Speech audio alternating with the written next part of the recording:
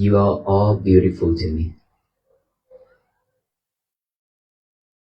By looking at you patiently and standing in the cold, in the rain, and in the hot, waiting for the monks to walk across you, in front of you, and there are people just put their palms up like this, and there are people willing to drop their lovers while the monk cross in front of them. Your lover is your phone, willing to drop down on the ground and put their hands up for the monks. There are people just stood there and looking at the monks without saying a word. There are people with tears. There are people with sorrow. There are people that don't even want to look at the monks, just like that. They looked on the ground the whole time. And there are people afraid to look straight to my eyes. A lot of people. And a lot of people with their smiles on their face. And a lot of people excited to see the monks. And there are people that too excited taking pictures and not paying attention at the monk. All kind. I have seen a lot. I'm the first one, the one who walked in front. Therefore, I've seen a lot. I meet a lot. I greet a lot. And so all of you are so beautiful to me. Regardless that you pay attention to us or not. Regardless that you coming out for this same mission of peace or not. All of you are the same to me. Because we are human beings.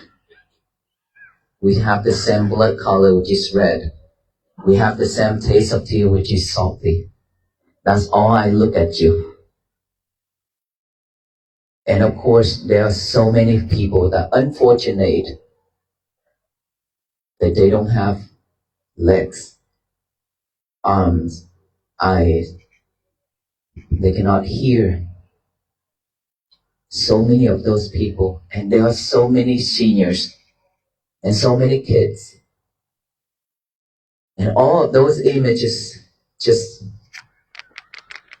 always rising within my heart. And a lot of the time, I wanted to cry so bad. Like earlier today, there were so many people crying. They cry because it touched their heart. Because we are giving them hope. Because they have lost their loved ones, their parents, their kids. There are people who brought their kids' casket, ash, to come see me and tell me that my son passed away, my daughter passed away, my dog passed away. All those things. I have seen a lot, come to me a lot. So I remember all those. And I remember all of you with flowers. And nowadays that a lot of people start to make a path of flowers on the road for us to walk on. It's very beautiful. I truly love all of you. Because of suffering, because of sorrow, we are coming out together. We have no hate. We have no anger. We have no divisions at this time. These are the time that we are coming together, regardless of background, faith, belief, skin colors, or languages we speak. Here are state rep, here are government official, here are sheriff, here are police officer, fire department, doctor, engineer, all kind. We have the whole team of medic and doctor and nurses inside to support us as well. And here, all of us here tonight. How many times in our life that we have this chance to be here together like this without any type of delusion thoughts or separating, anything like that. We love each other. We care for each other. And this is the time where we be able to meet with each other and talk with each other more. And this is the time where you be able to come and hug those people who you have never met before when they shed tears. Is that right? How many times in our life that we actually have a chance to do all this with the Buddhist monks? I believe for me, this is one time after 45, 44 years of living in this world. This is the only one time I meet with all of you here on this ground. And we are strangers to each other, isn't it? But we have a super, I think it's a super glue. We have a connection in between all of us. And we see each and every one as our relatives, our loved ones. If in this world, if we can live like this world is so beautiful. It's going to be a really, really nice and beautiful place and better place for all beings to live. Do you believe in that? And so I remember all those. To me, it's priceless. Earlier today, I was be able to open some of the letters, some of the notes, some of the cards, thank you cards, that wherever I walk, there's kids, there's adults, there's teenagers wrote on paper, on tissues, on receipt, just to say thank you, just to show appreciation, just to express how you feel, all those things, and handed it to our venerable monks. Every time when I received it, when we got back to the rest place, I opened them to read, even a very tiny one from the kids. Even like a painting that I don't even understand what it is. But it's out from love from the kids. Whatever they thought in their mind, they drew it out, right? So I kept all those. We kept all of those. We didn't toss any of them away. And today I'll be able to read some. It was beautiful. How many times in our life that we actually can get a pen and a piece of paper and write something that like that to the strangers? Very rare. Very rare. But why can't we do that now? Because we are on the same boat. Sailing for peace. Is that right? We are looking for peace. We are on the same boat now. Oceans, waters around us. If we're not mindful on that boat, we will become food for the fish, for the creatures. It means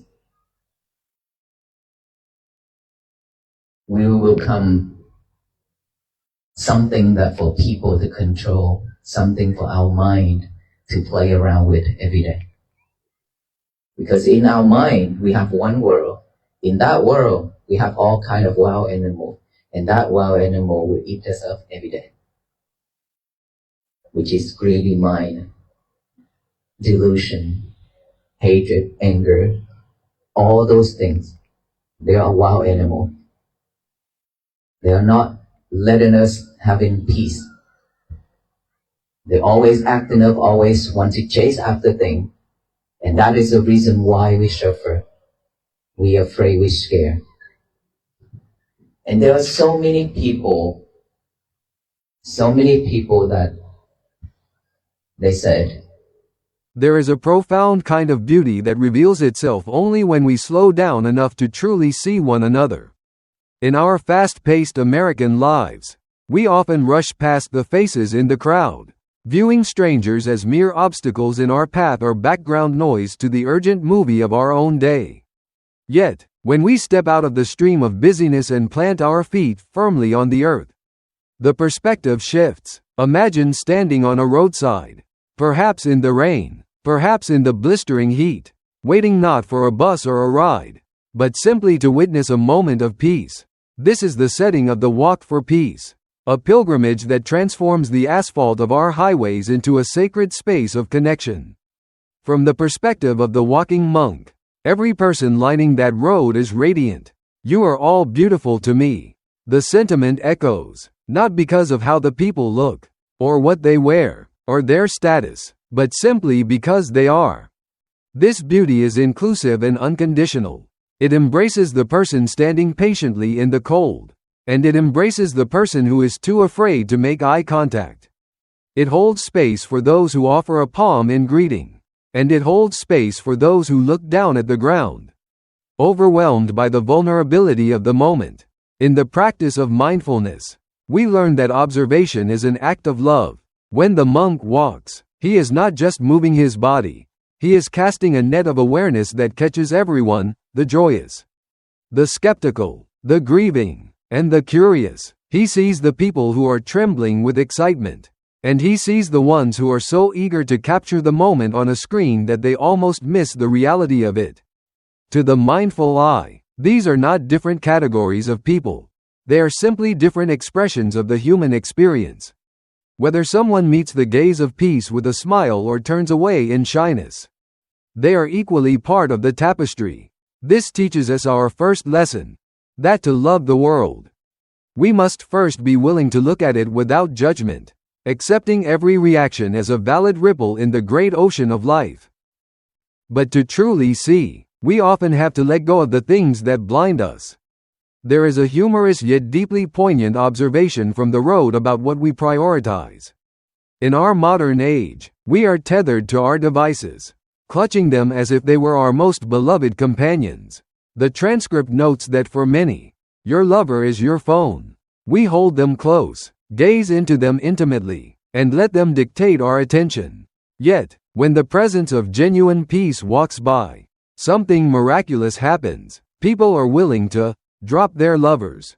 They lower the screens, place them on the ground, and raise their empty hands. This physical gesture is a powerful metaphor for mindfulness. It represents the sacred pause, the moment we choose to disconnect from the digital noise to reconnect with the beating heart of humanity. It takes courage to drop the shield of technology. When we put the phone down, we are no longer observers protected by a lens. We become participants. We become vulnerable. This is why some people on the roadside tremble or weep. They have removed the buffer between themselves and the raw energy of the present moment. Mindfulness asks this of us, to put down our distractions and stand empty-handed before life. It asks us to risk being bored, risk being emotional, and risk being seen. When we lift our hands to greet the world, we are saying that we are ready to receive whatever the moment holds. It is a surrender of our curated digital identities in favor of our authentic, messy, beautiful selves. In that split second where the phone hits the grass and the eyes lift up, we reclaim our capacity for awe. We remember that a pixelated image of life can never satisfy the soul's hunger for the real thing. When that barrier comes down, the floodgates often open. What spills out onto the road is not just curiosity, but a profound, collective sorrow. The Walk for Peace reveals that beneath the surface of our composed exteriors, so many of us are carrying heavy, invisible burdens. The road becomes a confessional, a place where the armor cracks. People do not just bring flowers, they bring their grief. They bring the ashes of their children, the photos of loved ones past, the memories of parents, and even the sorrow of losing a beloved pet. They stand there, sometimes strangers to one another, united by the universal language of tears. In our culture, we are often taught to hide our suffering, to medicate it, or to keep it behind closed doors. But mindfulness teaches us that suffering, or dukkha, is not a failure of happiness. It is a fundamental part of the human condition. When the monk sees these tears, he does not turn away. He sees that we have the same taste of tea, which is salty. This analogy of the salty taste of tears is a radical equalizer. It reminds us that grief respects no boundaries. It visits the rich and the poor, the powerful and the meek. By bringing their pain to the road, these individuals are performing a sacred act. They are trusting that their suffering can be held in a container of compassion. They are finding hope not in the removal of their pain, but in the witnessing of it. When we allow ourselves to cry in the presence of peace, we are letting the salty tea of our lives wash away the illusion that we are alone in our struggles. The sorrow becomes a bridge, connecting the heart of the walker to the heart of the witness, proving that empathy is the strongest force we possess. This shared vulnerability acts as a super glue for humanity. It creates a connection that defies logic and transcends social labels. On the ordinary pavement, the distinctions that usually divide us, politics, religion, race, profession, evaporate. The transcript speaks of a gathering that includes state representatives, sheriffs, police officers, firefighters, doctors, and engineers. In the daily grind, these roles might separate us into silos of authority or function. But here, stripped of pretension and united by a common longing for peace, everyone is simply human. The same blood color, which is red, courses through every vein. This is the promise of community mindfulness. The realization that we are relatives who haven't met yet. The estrangement we feel from our neighbors is often a product of our own mental walls. When those walls come down, even for an hour on a roadside, we see the potential for a different kind of world. We see strangers helping strangers, people comforting those they have never met, and a palpable sense of family extending in all directions. It begs the question: if we can live like this for a few hours, treating each other with such tenderness and recognition, why can't we live like this always? The walk is not just an event, it is a demonstration of possibility. It shows us that the super glue of love is always available, waiting for us to apply it. We don't need a catastrophe to bring us together, we only need a shared intention. We are reminded that we are not isolated islands, but an archipelago of souls connected by the same underlying bedrock. The beauty of this connection is often found in the smallest, most humble details. It is not found in grand treaties or expensive gifts, but in the scraps of paper handed from one hand to another. The monk recounts receiving notes written on receipts, tissues, and torn scraps of paper. Children offer drawings that are indecipherable to the eye but crystal clear to the heart. In a world obsessed with polish and perfection, these jagged, improvised offerings are priceless. They represent the urgency of gratitude. Mindfulness is the practice of valuing intention over presentation. When a child draws a picture, or a teenager scrawls a "thank you" on a crumpled receipt, they are capturing a spark of love and giving it form. They are not waiting for the perfect stationery or the perfect words. They are acting on the impulse to connect now. We often hold back our love because we think it isn't enough, or it isn't the right time. We wait for the perfect moment to say, "I love you," or "I forgive you." These notes teach us to stop waiting. They teach us that a message of love written on a napkin is worth more than a silent intention that never leaves our minds. The energy of the giver is imprinted on the object. To the receiver, these are not trash, they are treasures. They are physical evidence that for a brief moment, a human being stepped out of their ego to uplift another. It invites us to ask ourselves, what small, imperfect offering can I give to the world today? How can I turn the ordinary materials of my life, my time, my attention, my words, into a gift for a stranger? However, we must ask, if we have this capacity for love, this super glue of connection, why is the world still so fractured? Why do we suffer? The answer lies not on the road, but within the mind. The transcript offers a stark and powerful metaphor. Our minds are inhabited by wild animals.